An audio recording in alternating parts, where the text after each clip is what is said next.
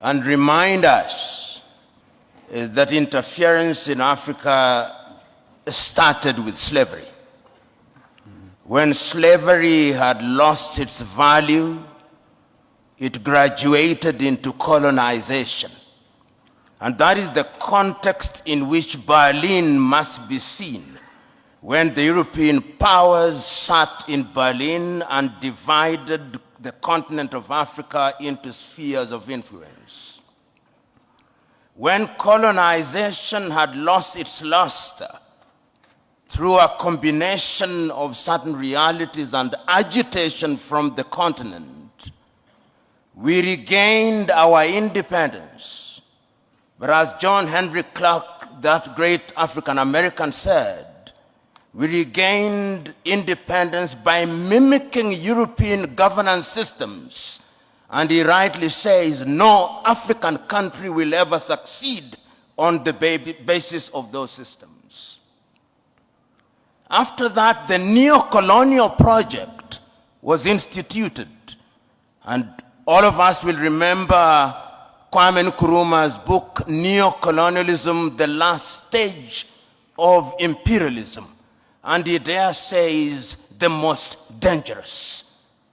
We are now in a neo-colonial stage when the European powers are at their most diabolical, when the Americans are at their most diabolical. They interfere militarily, they interfere diplomatically, sometimes through gunboat diplomacy. And that is why you see sometimes your typical European ambassador treats our heads of states in a condescending manner. They interfere through institutions such as the IMF and the World Bank. They interfere by ensuring that our economic infrastructure is beholden to theirs through dollarization. They interfere through education.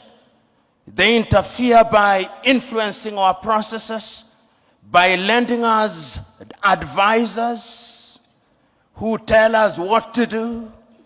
The neo-colonial project is alive and well, and it is at its most dangerous, and we Africans must smell the coffee. If we don't, they are going to continue to interfere. How else do they interfere? Through NGOs, Danida, CIDA, UK Aid, USAID. These are Trojan horses that are introduced into our countries for the purpose of influencing our processes. And they infiltrate our institutions. Right now, if you look at the African Development Bank, look at the shareholding. It's Americans, it's Germans, it's Japanese, it's the French.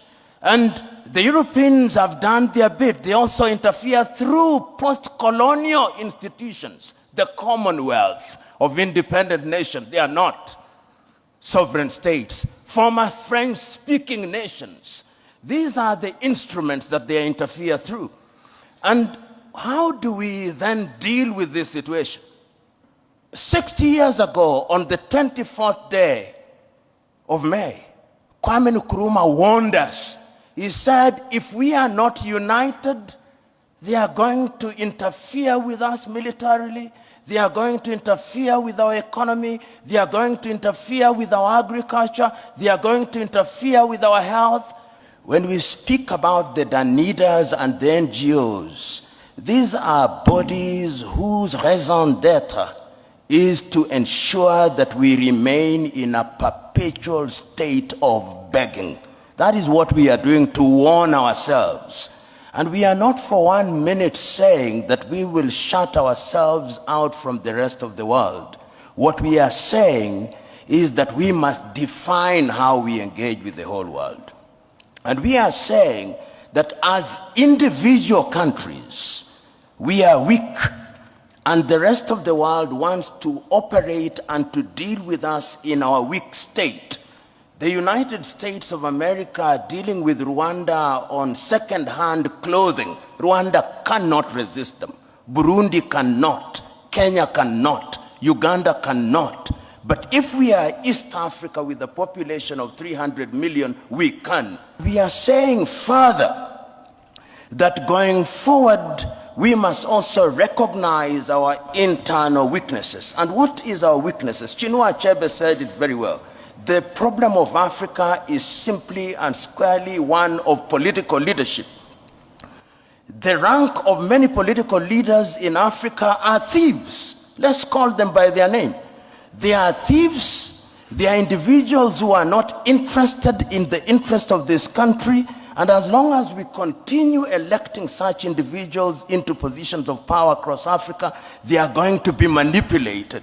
Go unto him, learn what he has taught you, but bring it home and customize it for the benefit of our people. Learning is universal and defies geography, but there is wisdom in using that learning for our benefit. Institutionalized conceptual West, as articulated through government, is fundamentally diabolical.